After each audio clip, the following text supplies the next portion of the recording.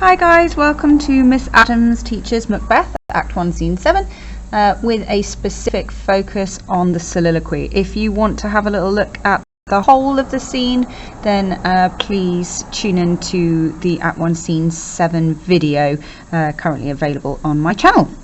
But for now, let's get started. So this is at the very beginning of Act 1 Scene 7. Macbeth is on his own, speaking his thoughts. This is called a soliloquy. If you didn't have that term, it's a fantastic dramatic device because you get the opportunity to really understand what the characters are thinking. And in this case, what he is thinking is whether or not he's going to kill King Duncan. So let's get cracking. If it were done when 'tis done, then 'twere well it were done quickly. The first thing we might want to consider here is that we are in the conditional tense. So the fact that he's in the conditional tense and we've got this subordinator if, tells us that he is uncertain. There is no doubt that he has not yet made up his mind. The next thing that we might like to think about is the choices that he's making. So if you look at just this first line, if it were done when it is done, then it were done quickly. So we've got repetition. I know it's been cancelled out to make it one syllable rather than two, but we have repetition of the pronoun it, and he is using the word it to replace the word murder. Okay, so replaces murder. Now, one thing that you might think about that is that he doesn't really want to say the word. It's another sign that he is hesitant, that he doesn't yet want to do it. Now, if we actually just double check the meaning, so he's saying, if it was done when it was done,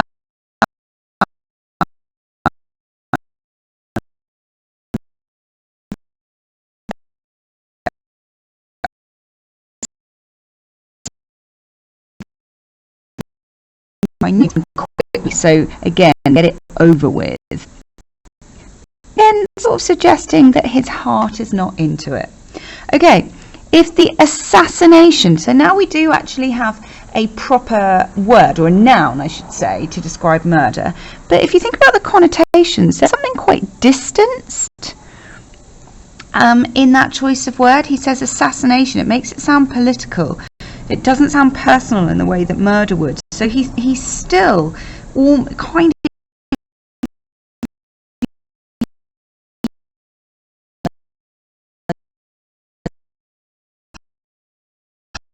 of up the concept. This is image. Okay, he basically means gather up the consequences. So he wants to bring all of the consequences together in one place and kind of have it as that. And catch with his success, his meaning Duncan, surcease, right? I'm just going to put it over here so you can see. It means stop, i.e. it's his death. It's another euphemism. Yeah? He still doesn't want to say the word murder. So catch with his end, with his death, success. So if he could gather up all of these consequences and get it all over and done with in his death, leading him to his success, he's like, yeah, I'd get it done. That this blow might be the be-all and end-all here. Okay, so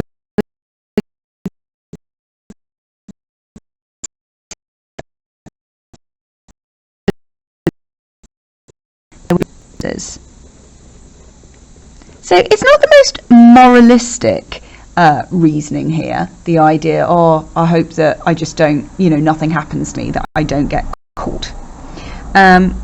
He's saying here upon this bank and shoal of time, this here is a metaphor for the earth or for life.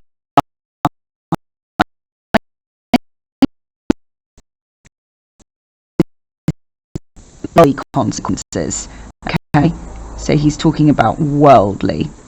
So if everything just got wrapped up and there were no consequences on this world, we'd jump the life to come. Note as well, we've got the we. It's him and Lady Macbeth as well, still including her here. Jump the life to come means risk afterlife. Now that is pretty punchy, yeah, because I mean that's a really bold thing to say, saying that he doesn't care that he wouldn't end up in heaven, he doesn't care that he'd go to hell if he was able to have his kind of worldly pleasures. Now, what we have here, this little full stop, because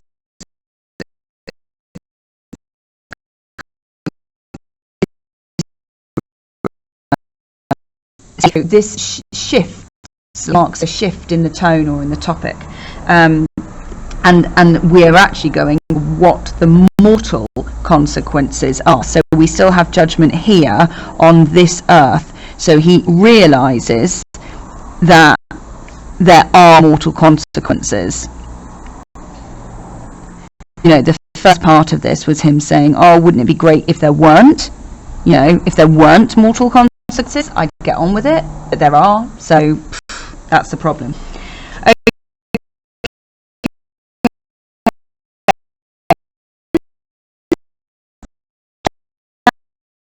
Now this is a really lovely bit of metaphor. Technically it's personification. Okay, so he's kind of imagining himself here teaching bloody instruction. That's a metaphor for murder. So he's imagining himself teaching murder, as in being the leader of murder. So he's saying if we teach it, if we show that, and we teach it to all of our people, it's going to return to plague the inventor. Okay, so note that metaphor.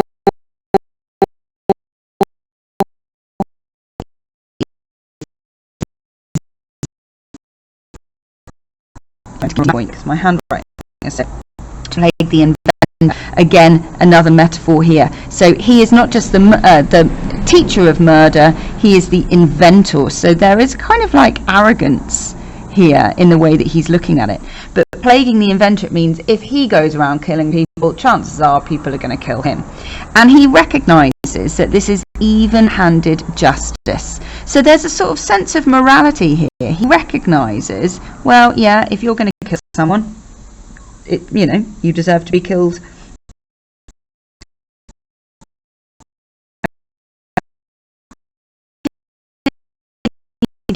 Again, we're using metaphor here.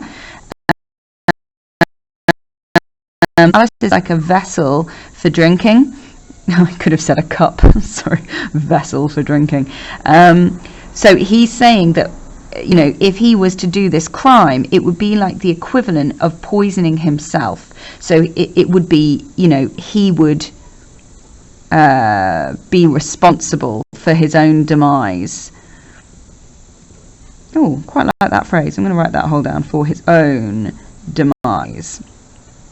Okay, now we've got another sneaky caesura, and just as before, it's marking a shift. You can actually like split this soliloquy out into sections just marked out by the caesuras. So we're back to Duncan. He's here in double trust. Okay, so we've gone from the sort of hypothetical reasoning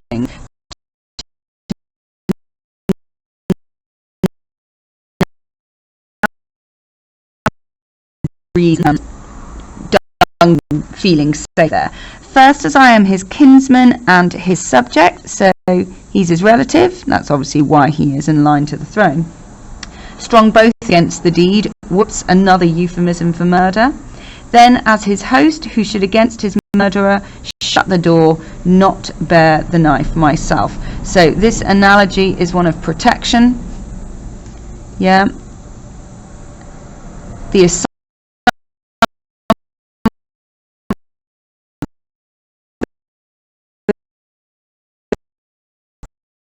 he's protecting him, not bearing a knife myself. Okay, another caesura. And now we get into descriptions of Duncan. So besides, so another point to add to this. Besides, this Duncan hath borne his faculties so meek. So meek in this case means gentle. His faculties are his like kingly graces.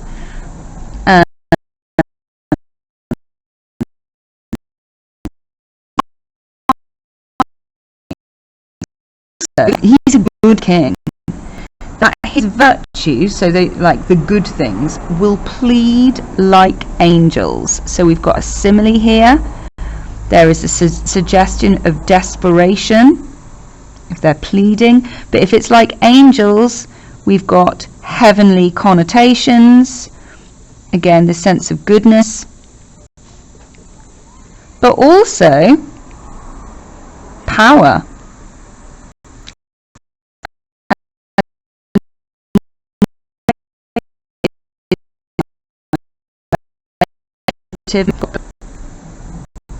And notice how we've got another form of plosive alliteration here. We've got metaphor, and the plosive alliteration and the metaphor, what they're both doing is creating a sense of volume. Yeah, so the virtues are going to plead in this kind of beautiful heavenly way, but with such power and volume, trumpet tongued. Okay, so again,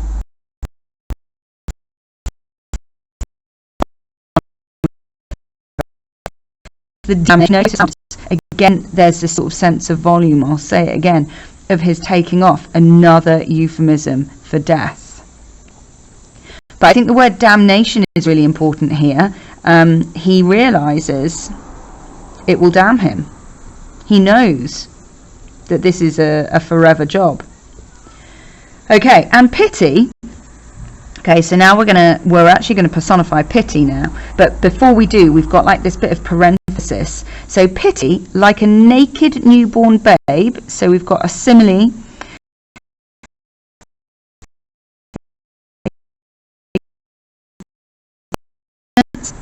So pity, like a naked newborn babe, striving the blast. Okay, so again, this idea of it's almost like a kind of this cherubim, this idea, heaven's cherubim horsed upon the sightless couriers of the air. This is a metaphor for the wind.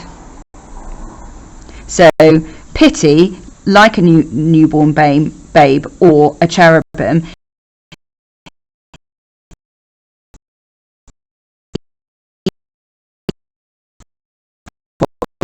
below the horrid deed. So we've got personification of pity here.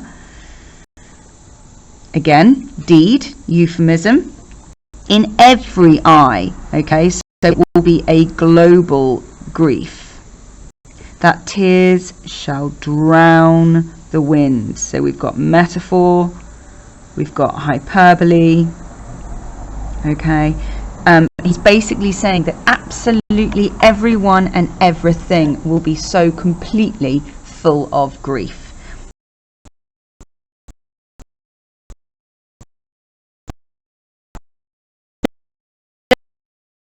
But no spur to prick the my intent. Now this is metaphor, okay, and the image is one of horse riding.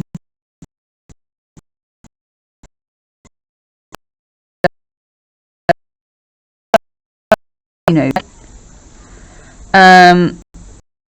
so saying I don't have that motivation, the thing that that you go be up to the horse. I don't have that other than vaulting ambition.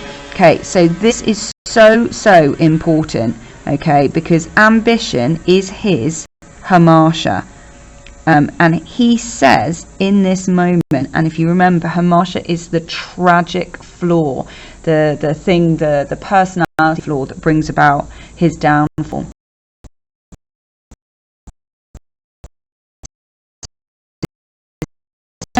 Here, will overleap itself and fall on the other. So there is a kind of ominous prediction. He recognizes that ambition could make him fall, which is ironic because that's exactly what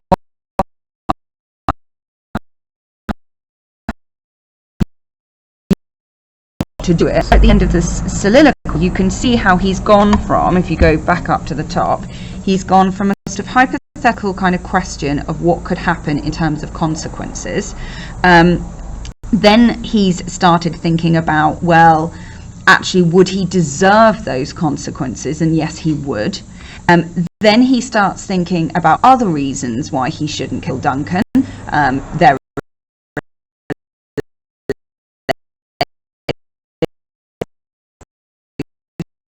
virtues and qualities, good king he is. And so then by the very end of the soliloquy, he has come to the decision that he's not going to do it, which is why when Lady Macbeth enters the scenes momentarily, the first line he says to her is, "We will proceed no further in this business." And he's, you know, full of kind of strength and power. He's using, or Shakespeare's using,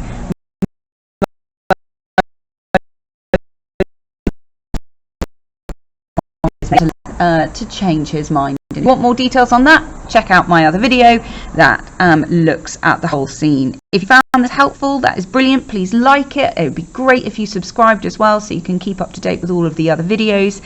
And as always, if there's anything that you'd like me to go over, or if there are any other revision subjects that you'd like some help on, just drop a line in the comment and I'll see what I can do. Thanks so much for checking in. Happy revising.